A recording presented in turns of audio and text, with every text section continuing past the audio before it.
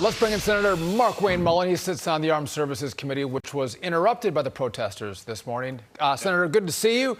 I want to just get your reaction in response to KJP, in essence, saying a chant to death to America. She can't say there's a threat of homegrown terror when you have people in Dearborn, Michigan making those chants. I think they're pretty clear on what they want. So when they're chanting death to America, I think that's considered a threat. I mean, if they threaten you and say they death to you, that's considered a threat. They say death to me, that's considered a threat, and we'd probably have security on us.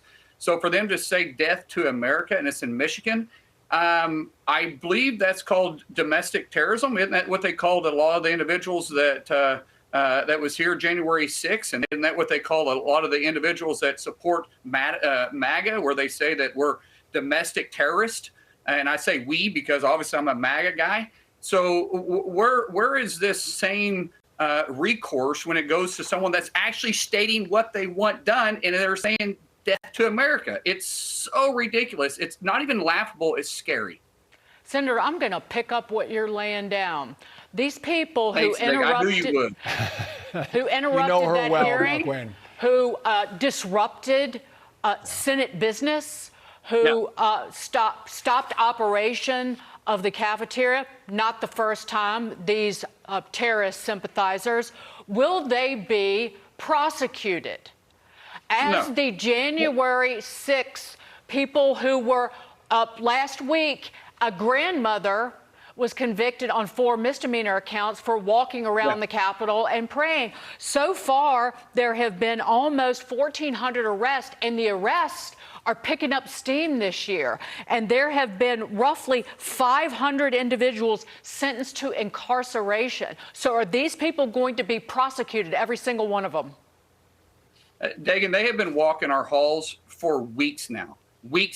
I mean, they confront us all the time in the hallway. They confront us outside. They come to our offices, and nothing has happened. This, by the way, this had been going on before the hearing had started. Capitol Police literally was instructed not to do anything, not to interact. They had already started this. They knew what they were going to do. It was all staged. And no, nothing's going to be done. Because why? Because one's a political foe, which is the MAGA supporters, and the other one is, well, the group that they're trying to appease. And you can't appease crazy. And what I mean by that is they really want the genocide to stop, Dagan. Then why don't they call on Hamas to lay down their arms? If they want the fighting to stop immediately, allow Hamas or demand Hamas to lay down their arms, and guess what? The fighting would stop. But no one believes that if Israel were to lay down their arms, that Hamas would stop fighting. Hamas is a terrorist organization that's using these people that they're saying they're trying to save as human shields. Why? Because they're terrorists and they don't care about anybody but themselves.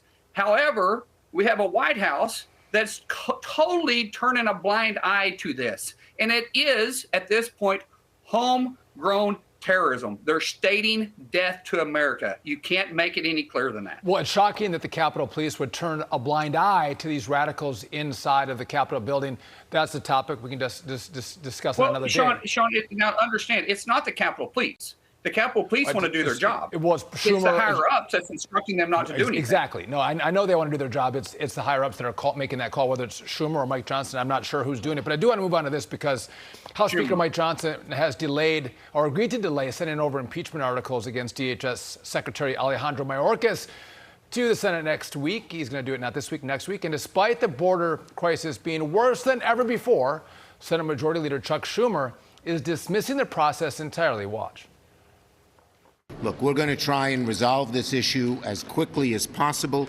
Impeachment should never be used to settle policy disagreements. I'm wondering, Senator, if you can unpack that for me. Is there going to be a trial of Mayorkas, or is Schumer going to try to table this issue so no one hears all the evidence on Joe Biden and Alejandro Mayorkas? Isn't that a complete different argument when they impeached Trump twice? And can you imagine if the Republicans were to try to table the motion at that point?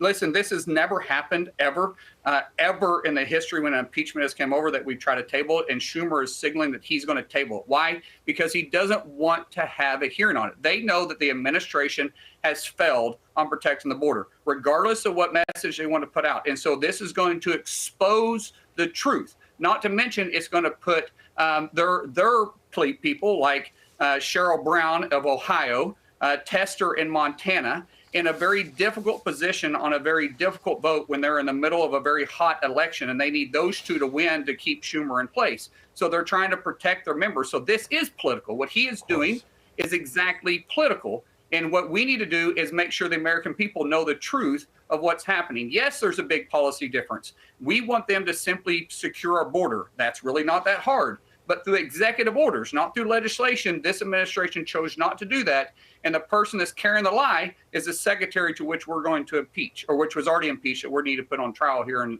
the Senate.